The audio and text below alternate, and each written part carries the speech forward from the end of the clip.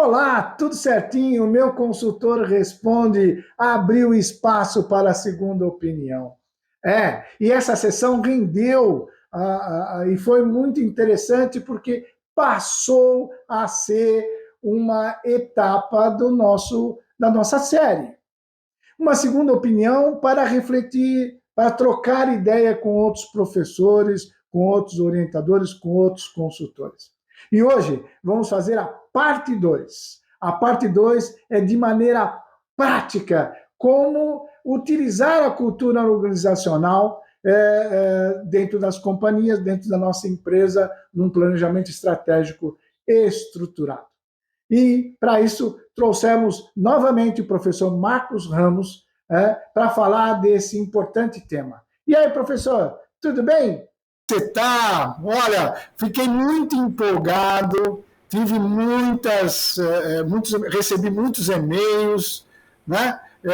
Muitas mensagens, gostaram muito da ideia. Porque a segunda opinião pode ter 3, 4, 5 opiniões, né? E isso é muito interessante, porque é o que eu falei desde o início, né? Faz a gente refletir.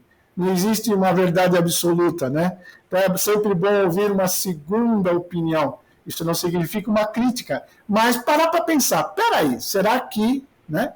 E hoje, como a sugestão sua, e é isso que foi legal, porque o pessoal gostou da ideia, né? Que é o lado prático que a gente vive, né? Que é, cultura, clima, como aproveitar isso, como é que podemos lidar com isso e fazer disso a nosso favor, né? Para os objetivos e para as metas. Certo, professor? Então, a palavra é sua. E aí, como é que a gente pode aproveitar, então? Prazer estar aqui novamente com você, Bafi. Que bom que as pessoas gostaram, né? Pelo menos ficaram curiosas, né? Isso é muito bom, não é? Incentiva a gente a continuar esses estudos. Mas, a cultura ela tem uma interferência muito grande na obtenção de resultados e produtividade das empresas. Porque a cultura estabelece o jeito de se fazer as coisas por aqui. E isso é velado entre um grupo, não é? Ou um grupo de um setor, ou um grupo maior de toda a empresa. Quando a empresa tem aqueles famosos feudos, né? Tem um grupinho de uma área, outro grupinho de outra, é possível, e muitas das vezes isso ocorre, cada grupo desse tem uma cultura diferente, por isso a existência do feudo. Não são compartilhados os mesmos valores. Os grupos compartilham valores diferentes e criam culturas diferentes. Então, a grande interferência é, se eu não tiver um grupo alinhado com a cultura da empresa e alinhada a meus objetivos, eu não vou obter resultado. Não é? Então, o que conversamos da vez passada, ideologia, não é só para colocar na parede, ela tem que realmente representar um valor da empresa. Todas as empresas começam a colocar ética, não é? E temos visto no Brasil que, até agora, acho que não conseguimos uma que realmente leve isso a sério. Não é? O último exemplo, lojas americanas, aí veja o que está acontecendo. Não é? Então, veja, é preferível você ter valores mais simples, mas que sejam realmente os valores da empresa e que os seus objetivos sejam do tamanho desse valor. Não adianta você querer alçar grandes voos com um grupo que não está com essa aspiração. Tá? Então, esse é um primeiro ponto importante. Agora, como é que eu adequo isso? Qual é a cultura da empresa? Esse é o papel da gestão, da alta gestão, do dono da empresa, do empreendedor. Em que eu acredito? Como é que eu comecei essa empresa? O que realmente eu quero fazer para perpetuar o negócio ou alavancar mais ainda? Isso é que é importante, essa crença que ele tem. Se ele acredita que o grande negócio dele é vender por um preço para os clientes, cada um por um preço, depende da dose de negociação de cada um, que ele faça isso. Ele não fez assim, não, vou tratar todos iguais. Não, se você não acredita, não trate. Trate do jeito que você acredita. Porque é isso que vai ou te alavancar ou te acabar de te afundar, né? Mas é importante isso. E isso aí você começa a alinhar, quando as pessoas vão ser contratadas na empresa, processo lá de recrutamento e seleção. Se elas não tiverem uma cultura compatível com a cultura da empresa, não vai acontecer nada. É muito comum a gente ouvir no mercado, hoje está até na moda, nós contratamos pela competência técnica e depois dispensamos pelo comportamento. Pô, o erro é do recrutamento de seleção, não é da pessoa, não. Porque ele sempre foi assim. Você que não conseguiu detectar no recrutamento de seleção. O teu processo não está bom. Corrija. Ok? Então, eu uso o teste e tal. Olha, então mude de teste. O melhor teste para se detectar é entrevista. Não adianta ficar aplicando muito teste. Então, eu começo no processo de recrutamento de seleção ver aquelas pessoas que têm o mesmo comportamento de cultura que a empresa gosta e privilegia. Eu costumo fazer uma analogia ao casamento, né? Então, quando você faz a entrevista e percebe que a pessoa é diferente, né? Mas tecnicamente ela está aprovada, aí vem, né, aquela história, não, mas eu vou conseguir mudar, vou conseguir convencê-lo de acreditar nas mesmas coisas que eu e tal. É errado, né? Porque a pessoa tem aqueles valores, já faz parte da vida dela. Isso não significa certo ou errado. Isso significa compatibilidade, né, com os mesmos valores. É isso aí. Já aconteceu lá na escola de negócios, que a gente atua, né, que teve um empresário que falou para mim, olha, eu estou com esse fulano aqui, um gestor da área tal, há 10 anos, e nunca tinha pensado nisso, mas eu acabei de dispensá-lo. Você fica até com... Eu fico com um sentimento meio de, né, um pouco de culpa, falando, mas por que você dispensou? Eu falo, porque ele nunca teve a mesma ideologia que a minha. E sempre a gente tem problemas operacionais, de decisões, por causa desses... Ele sempre faz o nariz torcer, né? Torce o nariz quando a gente toma uma decisão aqui. Então, faz parte. E é o lado prático do negócio, né? Que o ser humano... Outra coisa que eu ia te perguntar isso, mas vou fazer agora, que estava a hora que você estava comentando. As mudanças, né? O que ocorre hoje... inclusive é tema de muitas palestras que eu dou durante esses anos, que é a tal da zona de conforto, né? Onde a cultura ela existe, a ideologia existe, não muitas vezes verídica, que é aquilo que a gente começou a conversar, mas tem que ser adaptada ao momento também. Existem mudanças de comportamento do país, do mundo, não, gerações. Isso também não influencia quando o dono da empresa, quando o gestor principal da empresa não quer mudar, não quer se adaptar.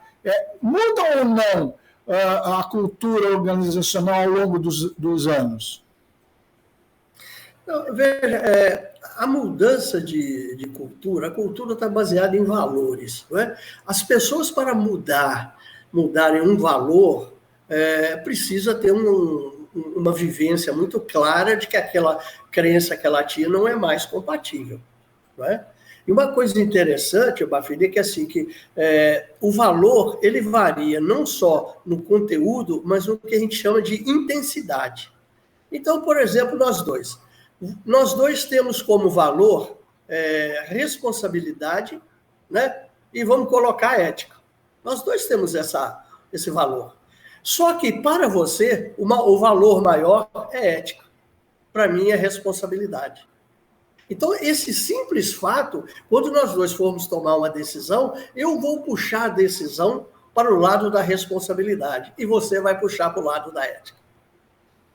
Ok? E aí começam as divergências. Então, o que a empresa precisa entender no processo seletivo, quando a pessoa entra, ela traz uma estrutura de valores, um jeito de agir e de pensar. Não pense que você vai mudar isso. Isso tem que ser compatível com a empresa, não exatamente igual. As pessoas não são iguais, mas que contribuem. Não é? Eu posso... a responsabilidade ser o primeiro valor para mim, ético o segundo, mas eu posso contribuir com a sua decisão. Não está contra a minha estrutura de valores. A isso, né, nós conseguimos, então, adequar e fazer uma cultura mais perene.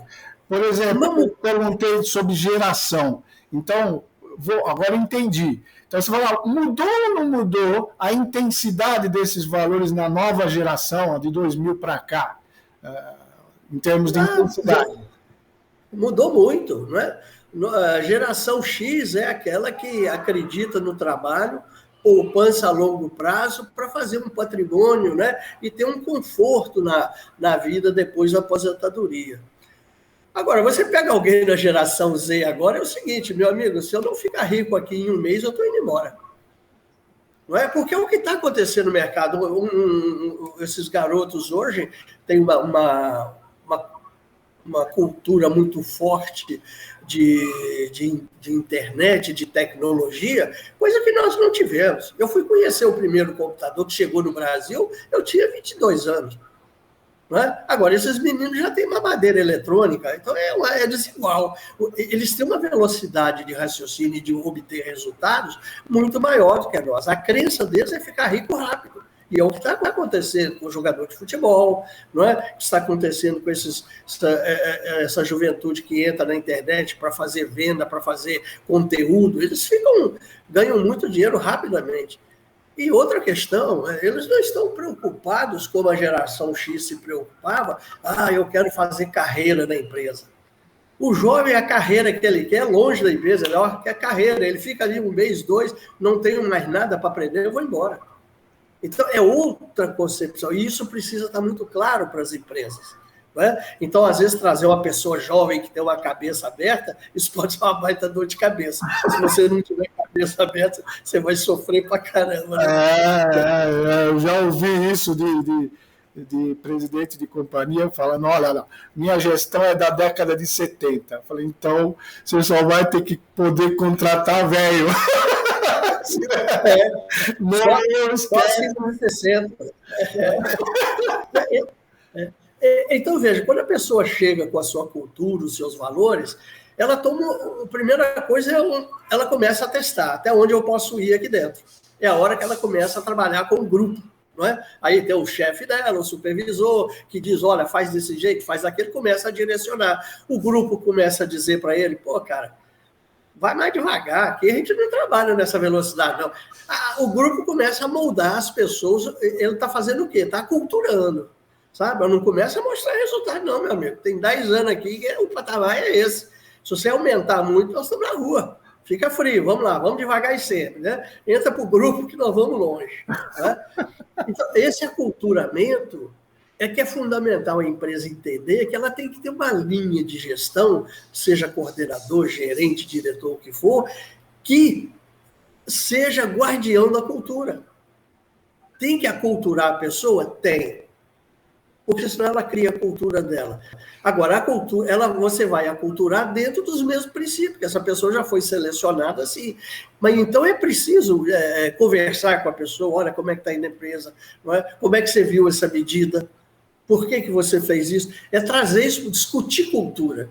E colocar nessa gestão processos que fortaleçam a cultura. Não é? Uma pergunta que eu sempre faço às vezes, quando eu chego na empresa, eu falo assim, nós precisamos, nós praticamos a nossa ideologia. Fala, tudo bem. Qual é a frequência com que os gestores reúnem com a sua equipe e discutem um por um dos valores e a consequência dele nos resultados? Não, isso nós nunca fizemos. Então você não pratica. Não é? Praticar não significa você, eu dou o exemplo. Longe disso. É preciso discutir.